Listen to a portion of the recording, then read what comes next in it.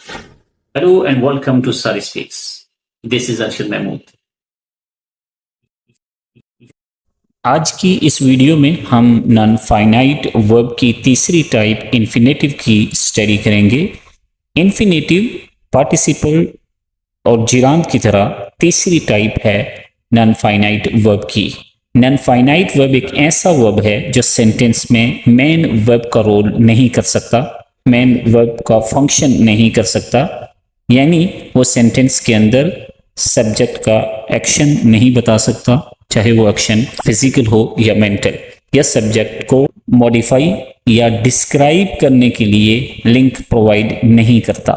तो ऐसी सूरत में नॉन फाइनाइट वर्ब, चाहे वो जिरांद हो, पार्टिसिपल हो या फिर इन्फिनेटिव, इसका फंक्शन सेंटेंस के अंदर डिफरेंट होता है। वो नाउन हो सकता है, एडजेक्टिव हो सकता है या फिर एडवर्ब हो सकता है।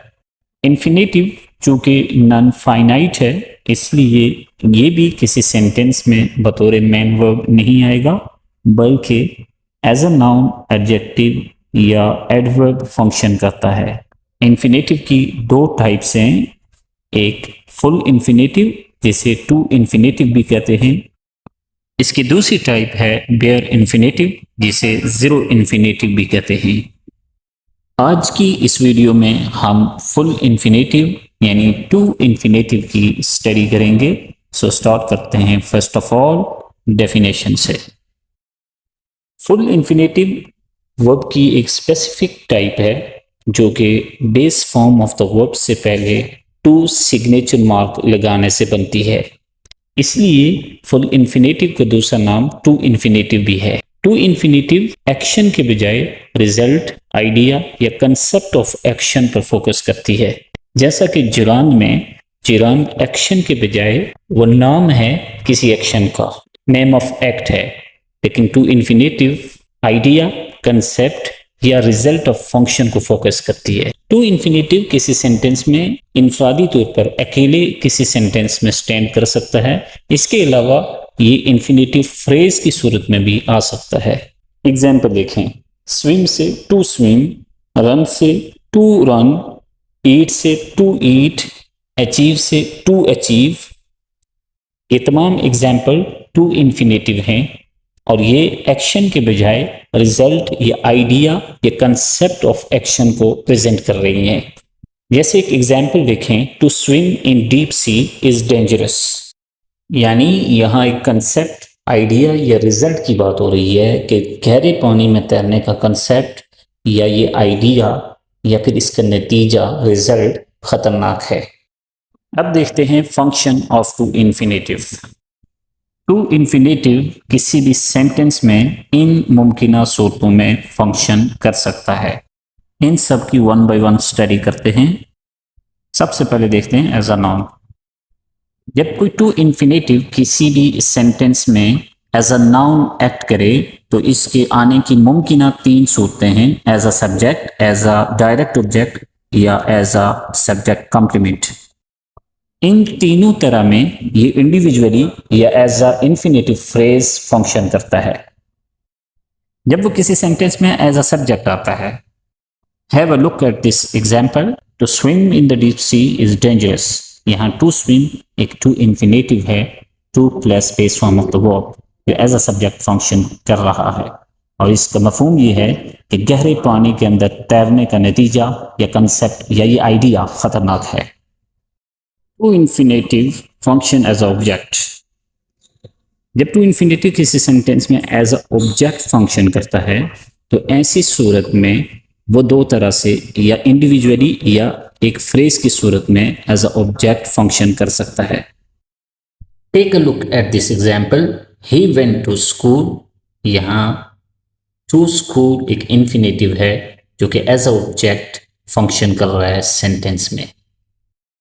यहाँ to infinitive as a phrase आया है और ये ऑब्जेक्ट डायरेक्ट ऑब्जेक्ट है, क्योंकि टू इन्फिनेटिव इनडायरेक्ट ऑब्जेक्ट या फिर ऑब्जेक्ट ऑफ प्रीपोजिशन में नहीं आता। यही इसमें और जिरांद में फ़र्क है कि जिरांद इनडायरेक्ट ऑब्जेक्ट और ऑब्जेक्ट ऑफ प्रीपोजिशन में आ सकता है, जबकि टू इन्फिनेटिव नहीं आता। To infinitive as subject complement. As a complement जब किसी सेंटेंस में ये एक्ट करेगा तो ऐसी सूरत में फंक्शन करता है इंडिविजुअल भी और इन्फिनेटिव फ्रेज की सूरत में भी। Take a look at this example, his goal is to achieve.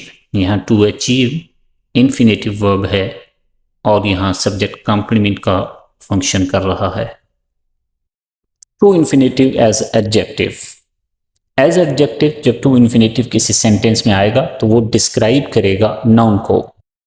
Noun as a subject, as a direct object या सब्जेक्ट कॉम्प्लीमेंट तीनों सूरतों में आ सकता है और तीनों जगहों पर ये डिस्क्राइब करेगा नाउन को एज अ एडजेक्टिव और ये इंडिविजुअल या फिर इन्फिनेटिव फ्रेज की सूरत में आता है जब वो किसी सब्जेक्ट को डिस्क्राइब करता है। This person to consult is best counsellor. यहाँ पर्सन एक नाउन था और उसको डिस्क्राइब कर रहा है टू कंसल्ट। नेक्स्ट हम देखेंगे जब वो सब्जेक्ट कंप्लीमेंट को डिस्क्राइब करेगा। सब्जेक्ट कंप्लीमेंट दो तरह से होता है, एक मॉडिफाइंग वर्ड और एक डिस्क्राइबिंग वर्ड, यानी नाउन या एडजेक्टिव। दोनों एग्जांपल देखें। He is boss, he is tight. अब he is boss to run the company, he is tight to walk. इन दोनों एग्जांपल्स के अंदर to infinitive modifying word noun या फिर डिस्क्राइबिंग वर्ड एडजेक्टिव के बाद आया है। To infinitive describe object. To infinitive जब किसी ऑब्जेक्ट को डिस्क्राइब करता है यानी उसका एडजेक्टिव बनता है तो ऐसी सूरत में वो ऑब्जेक्ट के फौरन बाद आता है। जैसे the teacher assigned me exercise to complete. यहाँ एक्सरसाइज मस्ट बी कंप्लीटेड यानी एक्सरसाइज लाजमी कंप्लीट होनी चाहिए। एक्सरसाइज वर्ड एक नाउन है और सब्जेक्ट में इसका रोल एज अ ऑब्जेक्ट है क्योंकि ये असाइन करने के एक्शन को रिसीव कर रहा है। टू कंप्लीट इन्फिनेटिव है जो डिस्क्राइब कर रहा है एक्सरसाइज को यानी एडजेक्टिव है। To infinitive as adverb. As adverb to infinitive जब किसी सेंटेंस में आएगा तो ऐसी सूरत में वो मॉडिफाई करता है वर्ब को। चूंकि एडवर्ब का काम वर्ब को मॉडिफाई करना है इसलिए टू इन्फिनेटिव भी वही फंक्शन करेगा जो एडवर्ब करता है। एज अ एडवर्ब ये सेंटेंस में दो तरह से आता है, या सेंटेंस के शुरू में या सेंटेंस के एंड पर। अगर वो सेंटेंस के शुरू में आएगा जैसे to do well in examination one must do work hard, और जब वो सेंटेंस के एंड पे आएगा he describes story to learn lesson. यहाँ टू इन्फिनेटिव फ्रेज का इस्तेमाल हुआ है क्योंकि टू इन्फिनेटिव इंडिविजुअल या फ्रेज की सूरत में मॉडिफाई करता है वर्ब को। पहली एग्जाम्पल में सेंटेंस के शुरू में आया है सेंटेंस के वर्ब को डिस्क्राइब करने के लिए और दूसरी एग्जाम्पल में वो सेंटेंस के आखिर पर आया है सेंटेंस के वर्ब को डिस्क्राइब करने के लिए।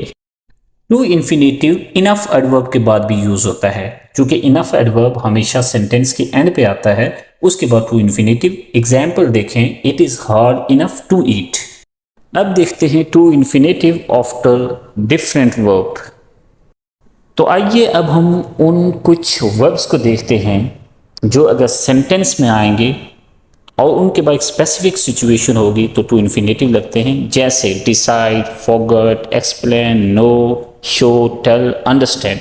ये वर्ब्स अगर सेंटेंस में आए और इसके बाद WH वाले क्वेश्चन वर्ड्स आ जाएं such as where, how, what, who, when, ये वर्ड्स आए तो ऐसी सूरत में टू इन्फिनेटिव इनके बाद यूज किया जाएगा। इसको एग्जाम्पल से समझते हैं।